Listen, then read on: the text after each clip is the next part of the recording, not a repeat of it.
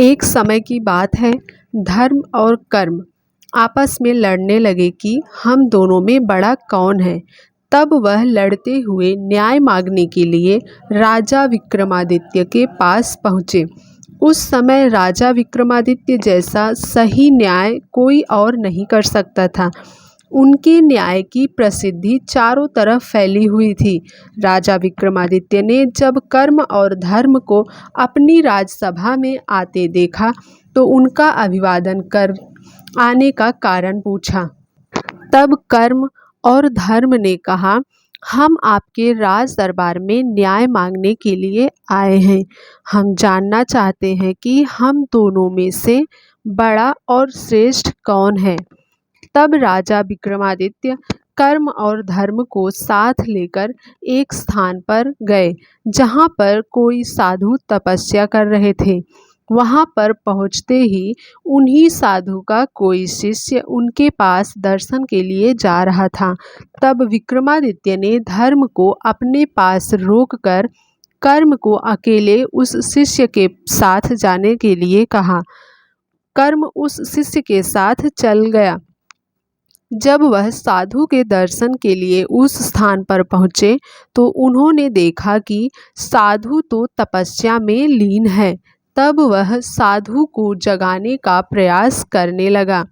अनेक कोशिशों के बाद भी साधु जब तपस्या से नहीं उठे तो शिष्य ने अपने पास ही रखी लकड़ी को उठाकर उस साधु पर प्रहार कर दिया।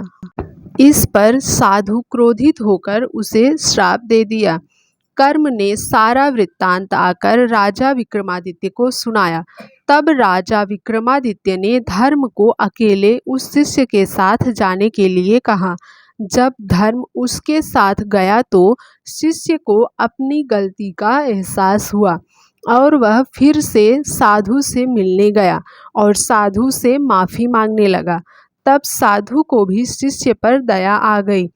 तब उस साधु ने कहा कि मैं श्राप तो वापस नहीं ले सकता, किंतु इससे बाहर निकलने का मार्ग जरूर बता सकता हूँ।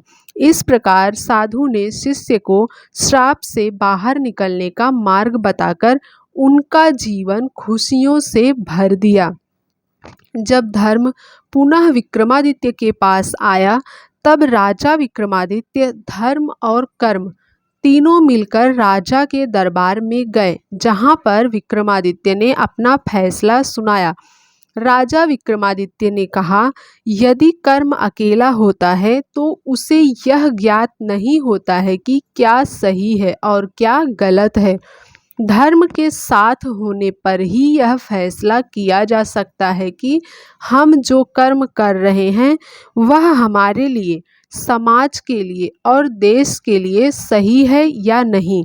इसलिए धर्म के अभाव में कर्म पूर्णतया प्रभावी नहीं होता है।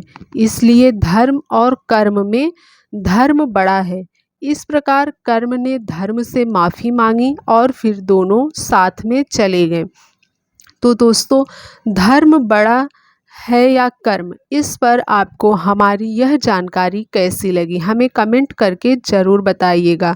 हमारे साथ अंत तक बने रहने के लिए धन्यवाद। वीडियो पसंद आया तो लाइक ज़रूर कीजिएगा और ऐसे ही रोचक जानकारी वाली वीडियोस के लिए हमारे चैनल को सब्सक्राइब कर लीजिए और बेल आइकन को प्रेस कर लीजिए। राधे राधे।